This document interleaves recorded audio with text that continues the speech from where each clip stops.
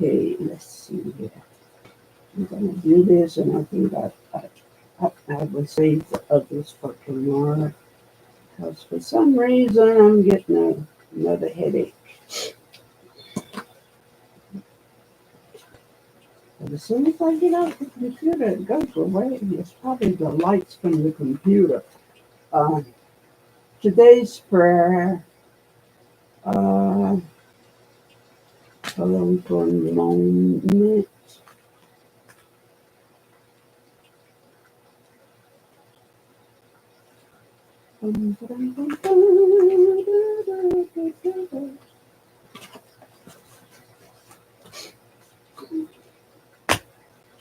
Okay, today's prayer. Oh, darn it. Maybe this one. Maybe. Nope, not that one. Let's see, not that one. Not that one. Okay, maybe this one. There we go. Today's prayer. She is more precious than rubies. This is Proverbs 3, chapter 3, verse 15. So now I will start with the history of these cowgirls. It is amazing. These people, these women are amazing. Okay. Uh, I said namaste and welcome. Okay, this one here is Clara Brown. She's quite interesting looking young lady here. Okay, you can see her. All right there. Okay, on that picture. Okay, now Miss Clara Brown. She's a philanthropist. This is a person that I guess you can say their job is helping people. Okay, giving them money and things or whatever. She was born January the 1st, 1800, and she died October the 23rd, 1885. Okay. Clara Brown was a former enslaved woman of color from Virginia and Kentucky who became a community leader and philanthropist. Okay. She helped formerly enslaved people become settled during Colorado's gold rush. In other history, uh, I have noticed that other enslaved people that got their freedom, they will go back and help. Say, for example, they would actually buy maybe their wife, their brother-in-law, a neighbor, someone that they knew. And people have assumed that these people of color had slaves. No, they had families. They once they became free and maybe got a farm or something like that and had money, they was able to go back and buy their family and friends. They did not have slaves. Okay, let's see here. The car, the cross, the plains. Miss Brown was the first woman of color to cross the plains. Wow, oh, that sounds really heavy and difficult to do. Okay. And about Miss Brown, she was born January 1st, 1800 in Fredericksburg, Virginia, and died October the 23rd, 1885. 85. At the age of, it looks like 85 years old in Denver, Colorado. Denver, Colorado. And people called her Aunt Clara Brown. Okay, let's see what else information I can find.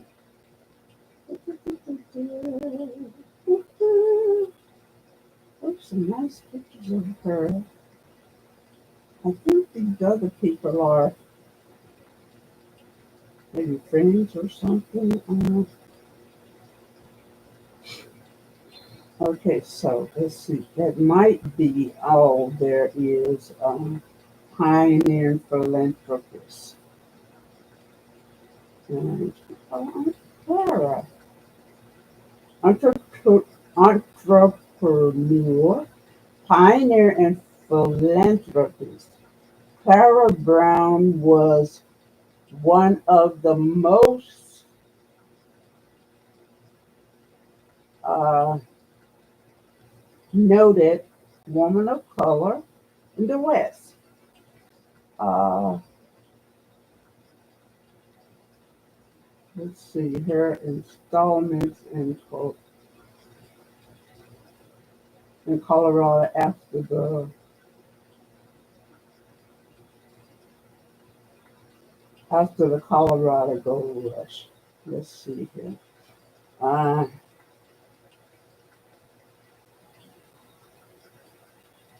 ooh, Clara Brown was put into the Cowgirl Hall of Fame and Museum. Wow.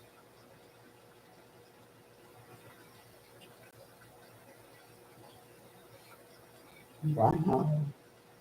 Okay, so that's Miss Clara Brown. I'm going to check her off and go to the next one.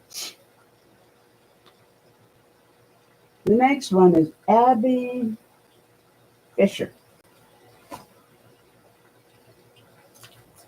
Okay, once I finish all this, I think I can put my stop.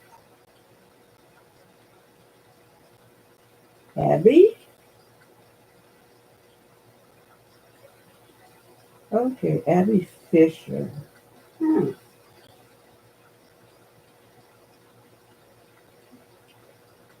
Okay, let me see the picture. Well, born, it doesn't say the date, but she died January the 9th, 1915. Now, this is Abby Fisher. She's over here, right there. That's her. You can hardly see her, but that's her, Abby Fisher. Okay, let's see here. Presentation, Ms. Abby Fisher, Feed Women of Color, and she had a cookbook. She was the author of it. Okay, right here it has she was born 1831 and died January the 8th, 1913, at the age of looked like 84 years old. Uh, Books, what Miss Fisher knows about our Southern cooking, and she was known for writing the second cookbook. Okay, um, penned by an uh, Afro, Af, penned by a woman of color in the U.S. Notable work. Okay, who knows about old Southern cooking? Okay, on here it has. Let's see.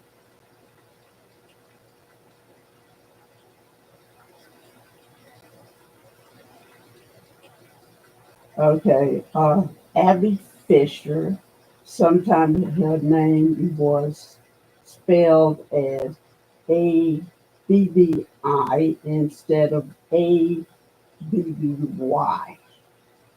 Uh,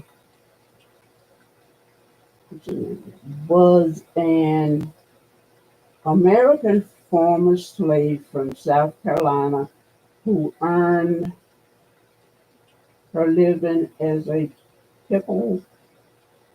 I guess she can pickle, I believe. Yeah, okay. This is everybody else.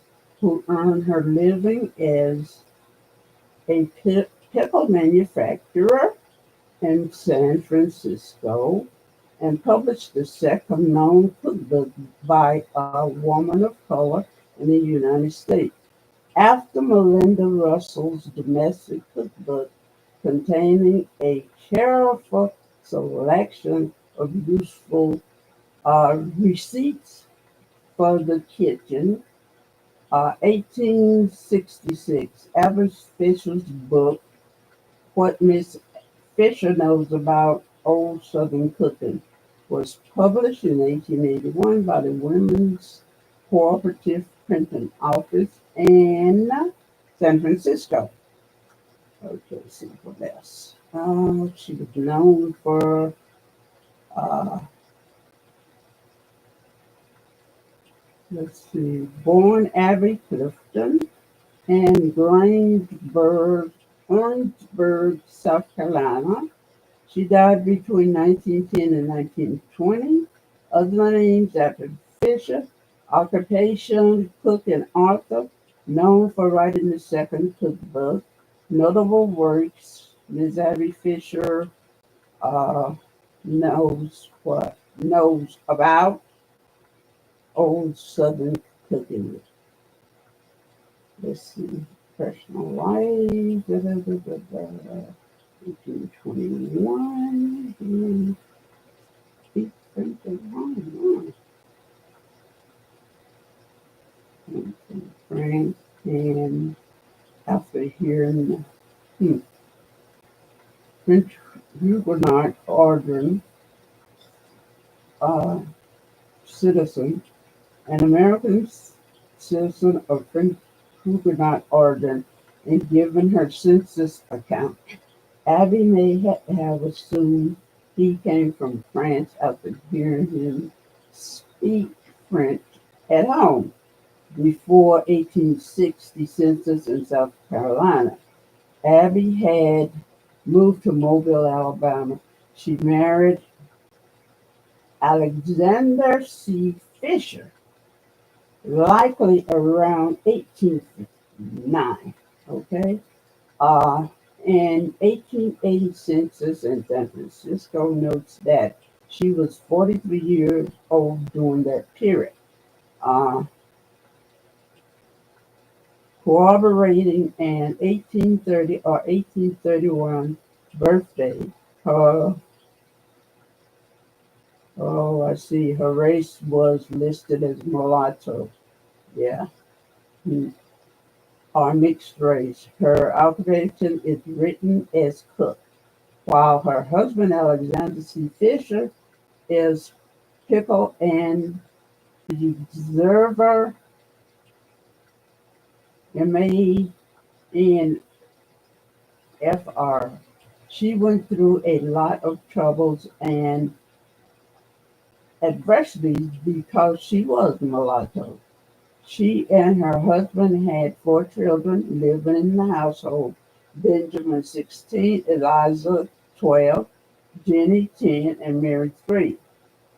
Though Abby Fisher's book notes in her pack for infant diet recipe that she also had seven other children. Oh, wow. I have given birth to 11 children and raised them all and nursed them with this diet. Oh, wow. My gracious. That's hard on the body.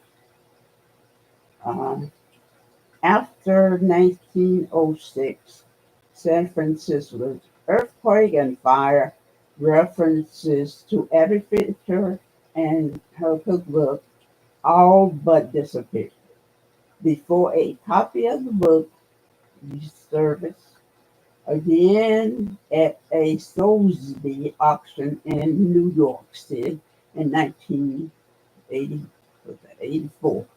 The author and Elizabeth Schellinger Library at Harvard University purchased the book, and Applewood Books reprinted the next year.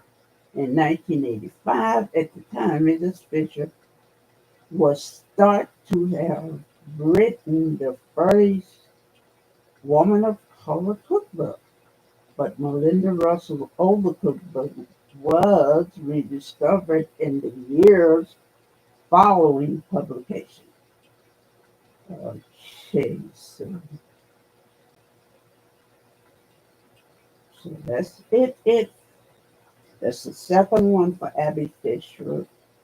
I don't want to go over 20 minutes. The next one is Mary Ellen Pleasant,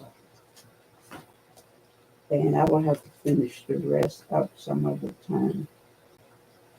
Uh, Mary Ellen Pleasant. Oh, cool. Mary Ellen Pleasant. This is she. Uh, Attractive enough. That's her. Okay, she was born 1814, died January the 11th, 1904 in San Francisco, California, and was born in Georgia. Mary Ellen Pleasant was an American entrepreneur, financier, and real estate magnate and abolitionist. She was arguably uh, the first self-made millionaire of women of color heritage, preceding Madam C.J. Watt by decades. She identified herself as a capitalist by professor in the 1890s United States Census. Okay, she's sort of cute. Smithsonian National Museum of African American History. Uh, Did about her, not much, 1914 Georgia, and then San Francisco. And then place of birth, uh, Tuscany, Toluca Cemetery, Napa, California. Okay, let's see what else. Mary Ellen Pleasant. She was okay, self-made millionaire.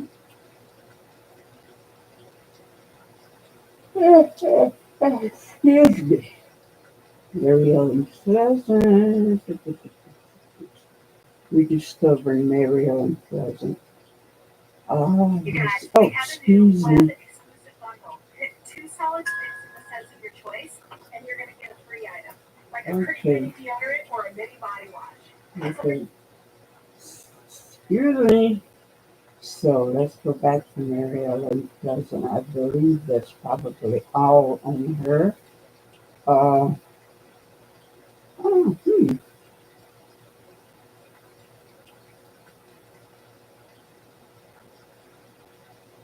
okay, Mary Ellen Pleasant. Hmm. Old chains. Huh. Hidden history of slavery. Okay, hailed as the mother of civil rights in California, Mary Ellen Pleasant was a self-made millionaire and a leading abolitionist. Uh, Excuse me. During the gold rush era. According to some historians, Pleasant likely played a key role in helping to finance John Brown's uh, raid on Harper's Ferry in Virginia and unsuccessfully revolt by black slaves and white abolitionists in 1859. Pleasant also gave shelter to fugitive slaves, Archie Lee, when he was on the run.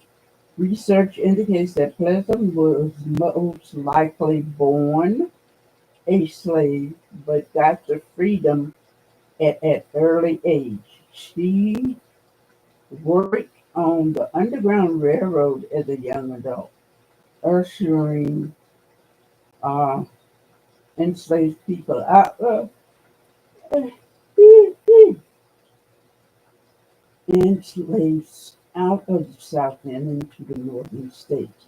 Like many others seeking their fortunes during the gold rush, Pleasant and her husband moved to San Francisco while working as a cook. Pleasant uh, eavesdropped on the conversation of a wealthy person in the house of learning uh, valuable nuggets of information. She took what she learned to help her build a substantial fortune and eventually became one of the richest women in the city. Pleasant was an astute investor whose portfolio included real estate, railroads, restaurants, and boarding houses. Pleasant's wealth, however, could not shield her from racism. In 1886, a streetcar conductor in San Francisco refused to let her board because she was black. Outraged, Pleasant sent the case study, went sued the case, went all the way to California Supreme Court in a historic decision. The court ruled that segregation or on streetcars was illegal in California. However, the Supreme Court reversed the damages. Pleasant had been awarded in a lower court ruling. Very good. Very, very good. Uh, this is she, Mary Ellen Pleasant. Okay, so I will end with this. Let me check it off. And I have three left, so I will do that some other time and finish this. Okay, let's see here. Empowering questions. And let's see here. Empowering questions. Huh. Let's see. Empowering questions. I think I might have used them up, but I don't think so. Empowering questions. Maybe this one. Okay, that one. Empowering questions. And the question is this: what advice on life would I give to myself if I was a mother and wished nothing but happiness for my child? I am a mother and I do wish happiness on my child. And the advice that I would give myself is growing up,